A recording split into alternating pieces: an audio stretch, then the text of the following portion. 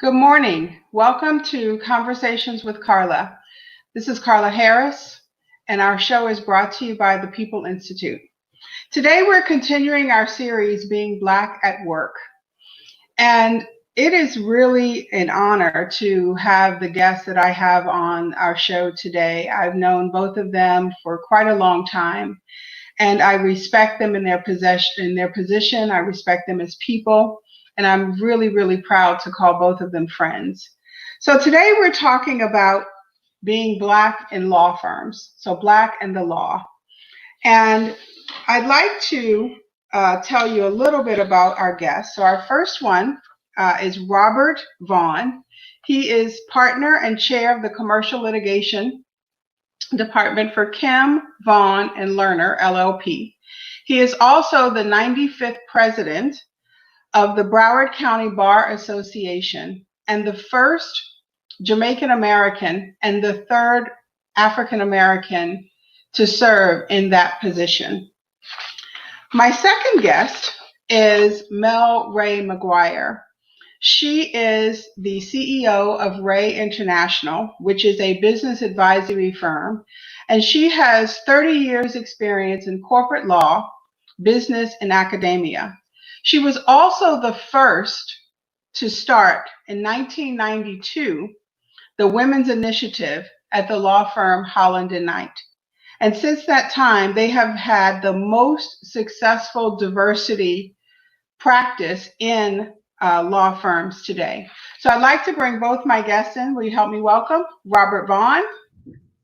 Hi, thanks for having me, Carla. Hey, Robert, and Mel McGuire. Hey, Mel, how are you? Great, thank you. Good, perfect. So thank you both for being here. And I'd like to start by showing a quick video. So I'm going to mute you both, and then if we could just show that video, 1 second.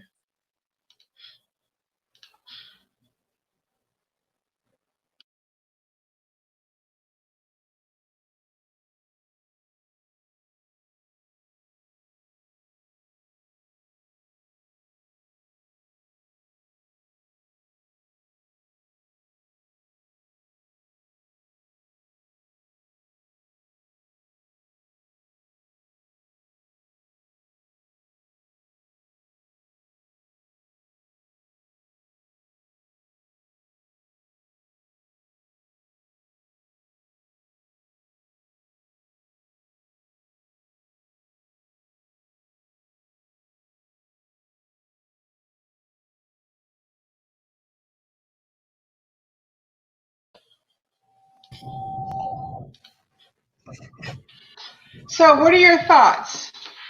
Let's just jump right in. Robert? Mel? Oh, sure. Yeah, that's a very powerful video because in its simplicity, Carla, it takes you through the entire spectrum of possible experiences on either side, both folks being Black at work. And funny enough, it may also manifest some of the reactions from those in those law firms who are not Black. It takes you through, the spectrum from the admission into the law firm, the expressions of some people's rationalizations as to how you got there, expressions of some people's rationalizations as to why you're there, expressions of some folks' attempt to try and mitigate the conversation, to minimize the conversation or make light of the conversation. It goes through, in its simplicity, efforts to try and disqualify some people from participating in the law firm diversification attempt. And then at the end, it goes through some expressions of the actual lawyers' questioning of themselves as beneficiaries of some of these efforts to diversify the law firm. So I think in its simplicity, it is so comprehensive and so powerful and evokes a wide spectrum of reaction and emotion. Wow. Yeah. Yeah. How about you, Mel? Well, I think when you look at it, it depends on who's answering the question about what does this mean. And I will tell you, I've heard that. I've heard worse by majority partners, non-Black people. And it is designed to undermine the advancement of people once they come into the firm. And I think in some cases it's on purpose. In other cases, I think they don't even know what they're doing. But it is something, a video like this needs to be viewed by all people in law firms, because that would start the talk, a conversation that needs to be had at the senior levels, the mid-level, and the management level, so people can really have a framework around which to have these discussions. But my point of view on it is every single thing in that video is designed to undermine the professionalism and the qualifications of people of color. Mm-hmm, mm-hmm. So I think that, I mean, that's really a good point. So I want to invite our viewers. You can be a part of this conversation as well. We welcome your comments, your questions for me and or our guests. So join the conversation. So Robert, I want to start with you. What does it mean to be the first Jamaican American president for the Broward Bar Association, and in 64 years, the third Black president? 95 years. Wow. Oh, in 95 years, yeah. It's at the same time humbling. It's at the same time inspirational. It's at the same time scary. The reality is that the Broward Bar is a microcosm of our wider society. My being the third Black president, my being the first Jamaican American, is not necessarily a reflection of the numbers in our population. It's not even a reflection of the numbers in our bar. It's a reflection of the numbers that have managed to maintain their participation. And it's a reflection of sustainability of our efforts and our attempts to get people involved at all levels across a wide spectrum of diverse practitioners and attorneys. And it speaks in large part, I mean, what it means to me is I've got a lot of work to do. It means that I have to take what has been I've been so privileged to do, and I've got to figure out a way to bring more people up behind me from diverse backgrounds. It means I have to continue to live this mantra of making the Broward Bar a big tent. You know, I will say that it's funny. The second Black president of the Broward Bar, Henry Latimer, is the person who actually introduced me to bar service outside of the Caribbean Bar Association. So this is almost a full circle moment for me in that regard. You know, and I also have to acknowledge that there are, you know, former presidents, former board members who are not Black, who served as mentors, who served as folks who brought me in and helped me to thrive and to be successful within the bar. And that's all a part of the larger kind of efforts that we need to see to achieve this kind of success outside of the bar as well. Yeah, absolutely. Absolutely. So Mel, you have been practicing for a long time. How has race relations changed in law since you've been practicing. And in doing some preparation for this, for our time together, so I've run across a lot of articles that call it big law. So should I assume that big law are the larger law firms versus your small business, or talk a little bit about that? The context of big law is generally looking at the top 200 firms in terms of numbers. That's what they refer to, or it could be the top 100, but they are large platform law firms. And I think that all law firms, most law firms that I know, have spent the last 20, 25 years looking at and trying to develop better race relations within the firm and gender relations. So you can't distinguish that. And I think firms have really moved along the big law, and they put plans together. They have diversity plans. They work with in-house counsel to figure out how to get people of color on the teams. That said, if you look at numbers, and I'm just going to give you an idea of how this works, is that let's say a law firm that's got 1,100 lawyers, 1,100 plus lawyers, they have multiple offices. So when you look at the associates, you can see, I'm just reading some numbers, 188 white males, 158 white females, 9 African Americans and 12 African American men, and 12 African American women.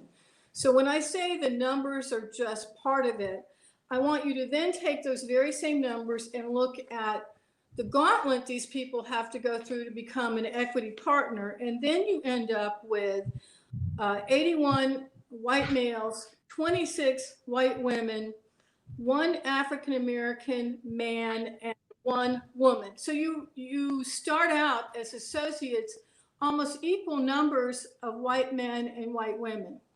And the numbers of African Americans are much lower. So when you think about how these firms are where they are now and who's in leadership, it's unlikely that a firm is going to have a sufficient or a group of lawyers outside of white males running. That said, I still think those firms have made a great effort to try and do this, but the reality is the numbers are only one thing. What you have to look at in all firms, I don't care if it's big law, I don't care if it's middle law or just a very small practice, what drives a law firm is access to and the ability to get great cases, get matters given to you, or have money for you to go out and develop clients. So the systemic problems within law firms deal with the fact of who controls the work and how is it handed out and who is brought into teams. So you have pitch teams, you have teams doing the work, you have teams working with client development. At the end of the day, the reason we started the Women's Initiative at Holland & Knight was to look at the systemic issues relative to who gets the work. And back then there was 1 female that was a practice area leader. She was up in Tallahassee. Everyone else was white male. The board, the practice area leaders, the office managers. So when you think about how work got distributed, it all went around to them, and then they distributed it, and they were most comfortable giving it to people who look like them. But fast forward, and I'm just going to talk about Holland & Knight. It is a firm I know. I'm not there anymore. They now have Kellyanne Cartwright, who is chair of the board of directors. They have Tiffany Lee, who is the partner manager for the Miami office. Those are great strides. But underneath it all, you still are going to have associates and partners of color struggling to get work. And that's what has to be solved in all these firms. Yeah. So I read an article that was written in the American Lawyer, and it was written by an associate at Kirkland and Ellis. And one of the things that she says in the article is that there is no discussion, no honest discussion about race in major law firms. And Robert, you're shaking your head. Do you agree with that? And why is that? I agree with that. That's because law firms are a microcosm of what we're seeing outside in the society today. It's a microcosm of what we're seeing with respect to the riots, the civil protests, and the ongoing conversation about race relationships. The reality is that we have been, for a long time, grappling with the remnants of an ugly history. And we have not been having the kind of hard conversations that are absolutely necessary to secure a long, meaningful, positive change. We've not been having the hard conversations necessary to secure meaningful progress. Why do I say that? It's only a part of the solution to, as you've just heard Mel describe, have one or two people, because of their individual Herculean efforts, because of one or more mentors who have provided opportunities for their individual growth. It's only a part of the solution to have individual success. We have to figure out how to have broader, sustainable success across the board.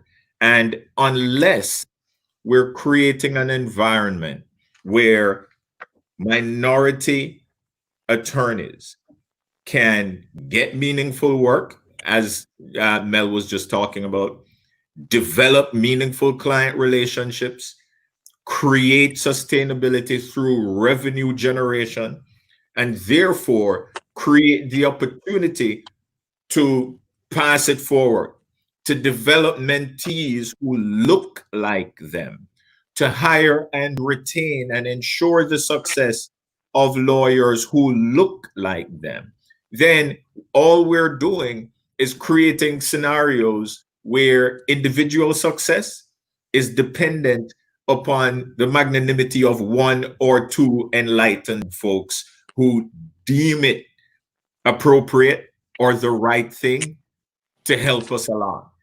And what you will end up with is one or two successful stories, in large part because they are tremendous at what they do. Make no mistake about it. When you look at law firm leadership or executive members who are diverse, understand that they have gone through the gauntlet, as Mel put it. They have excelled in almost every category of what they do, and they have to maintain that excellence nonstop.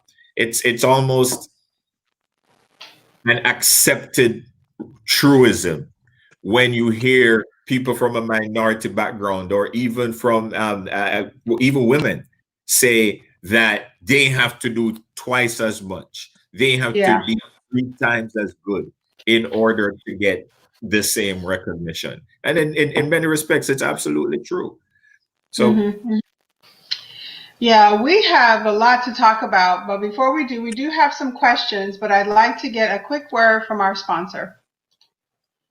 When the protests are over and we go back to work,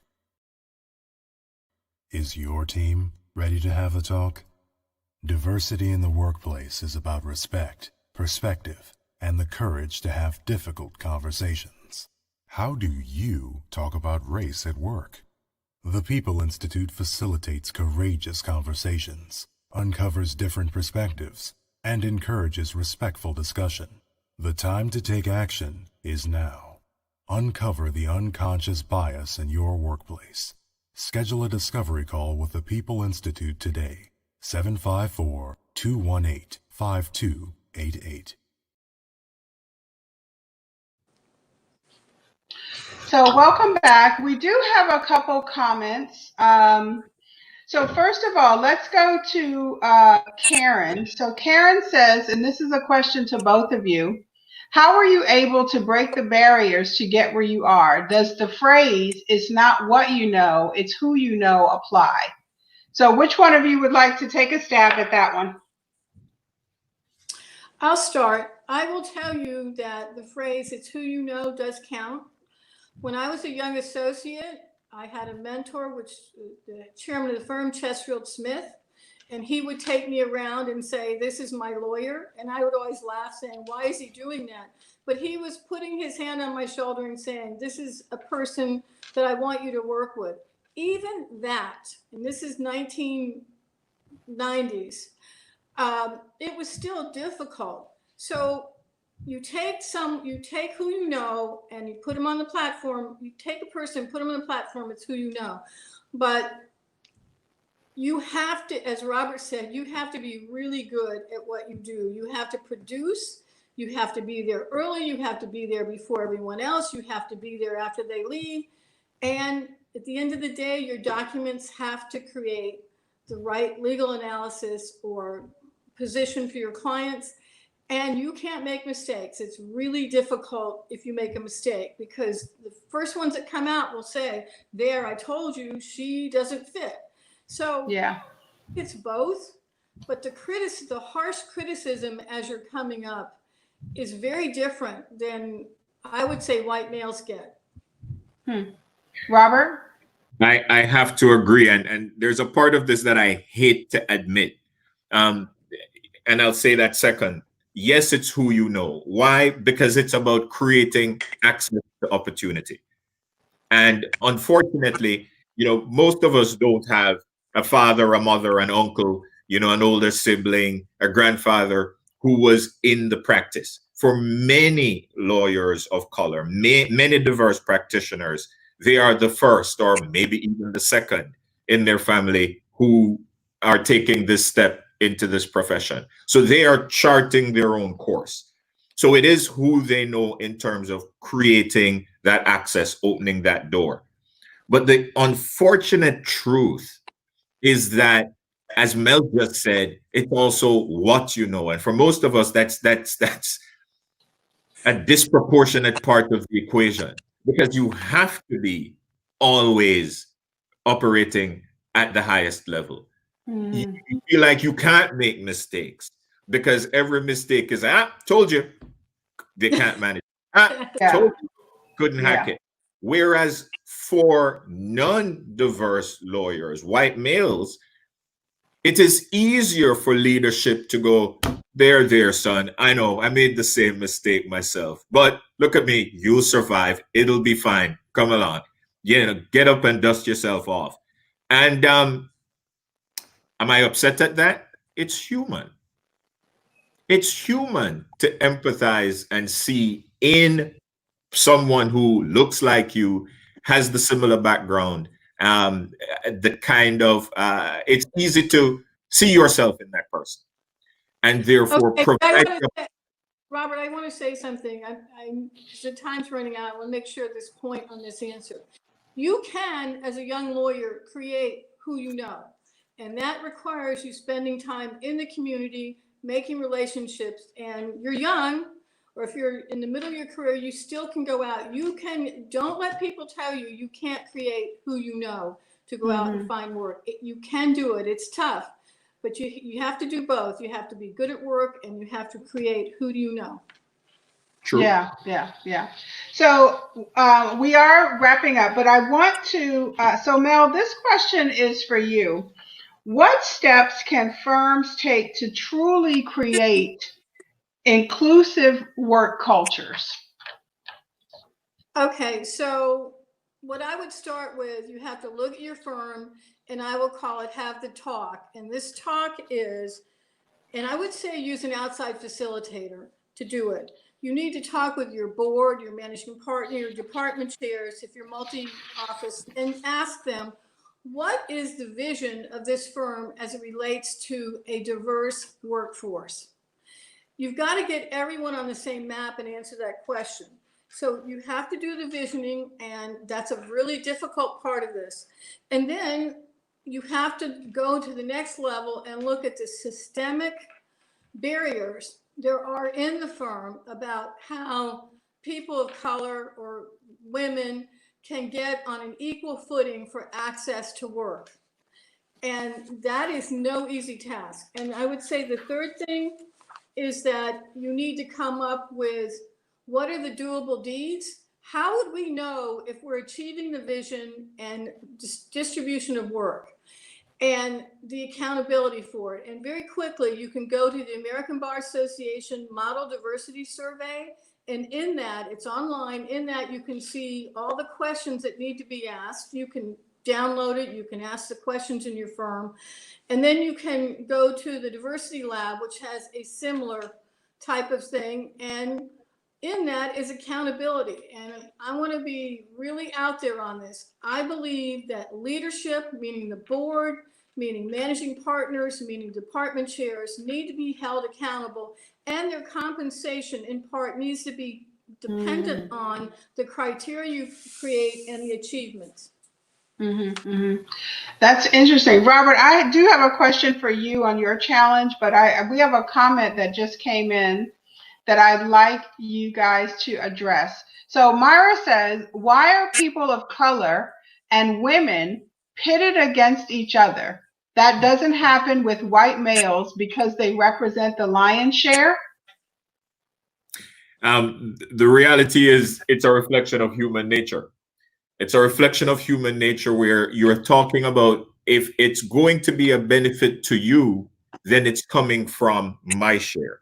If we're going to increase an opportunity for you, what is that going to do to the opportunities that are available to me?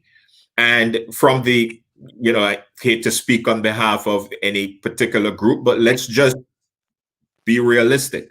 From a white male perspective, I've always had the entire pie. Now I have to share that pie with women, various minority groups, etc., etc. And to the extent that I can allocate one slice of that pie to women, one slice of that pie to all my ethnic diverse groups, one slice of that pie to the LGBTQ community, then I'm leaving the rest of the pie to me. And you can all fight about those slices of pie. But to the extent that I am going to have to take from my share to allocate an opportunity to somebody else, then that's a scenario that I'm less inclined to be happy about. So that's, I think, from a human nature, a psychological standpoint, why it's easier to pit minority groups against each other to fight for one slice of the pie, as opposed to giving everybody an equal opportunity to access the entire thing. I'm going to say this, that in fact happens. I experienced it when I first, as an associate, came into the firm, and I, along with other women in my law firm, made a decision that what happened to us, we were not going to perpetuate it and turn around and do it to the people coming behind us. And, the people pitting us against each other didn't like it, but then as it grew. So I don't believe in the response of pitting the people. I saw it happen, but we sought to change it, and you can change it. If you see it, just don't do it to someone else, and let that be the role model that you project about yourself. So Robert, you're now the new president. Before we came on, you told me that you guys just had your board retreat. What will you do to challenge the members of the Bar Association to be more inclusive, both in leadership within the organization itself and within their own firms? It's having those hard conversations. It's understanding that, as we were just talking about, increasing opportunity for others doesn't necessarily mean reducing opportunity for yourself. It means creating a bigger pie. It means understanding and having the difficult conversations where we're talking about our shared humanity. Understanding that an injustice that is being perpetrated against Black and brown citizens across the state actually affects all of us as a community. It lessens collective humanity, and we need to fight against injustice wherever and whenever we see it. It means that when we're looking in our community, in our firms, and we're seeing lawyers of diverse background, we're seeing women, we're seeing LGBTQ attorneys discriminated against, It affects our own humanity to sit by and not say anything. When we see anti-Semitism, when we see, racial profiling, when we see gender discrimination, it affects all of us.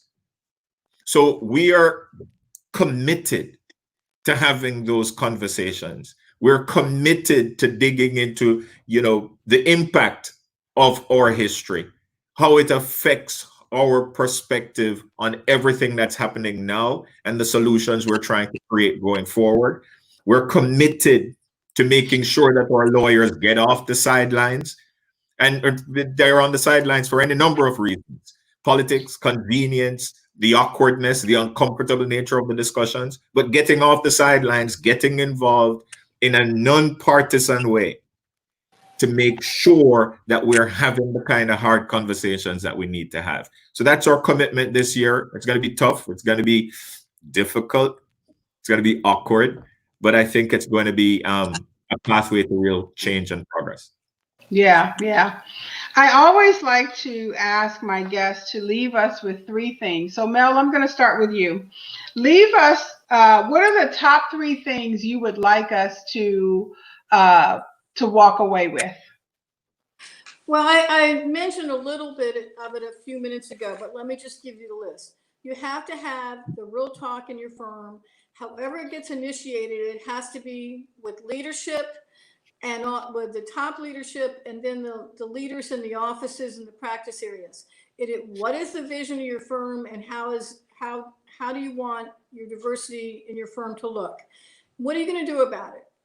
And then you have to look at the systemic barriers that don't allow equal access to the platform for good work.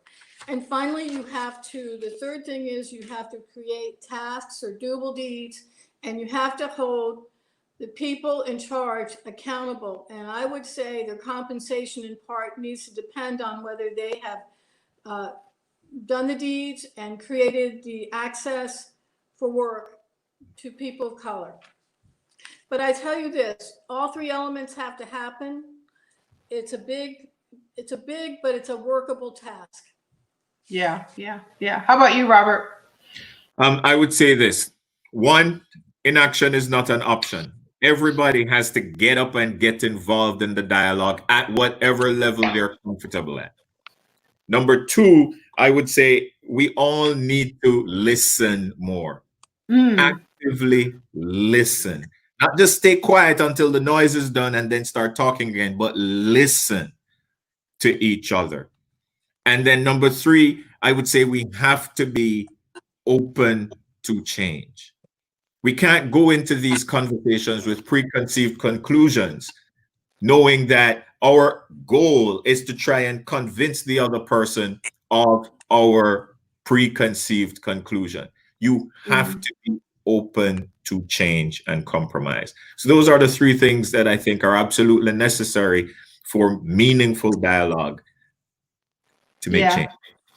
Yeah, I think you're both spot on with your recommendations. And, this requires real challenging conversation, courageous, that I think that term is so overused, having courageous conversations, but it does take a sense of courage to talk about things that we're uncomfortable talking about.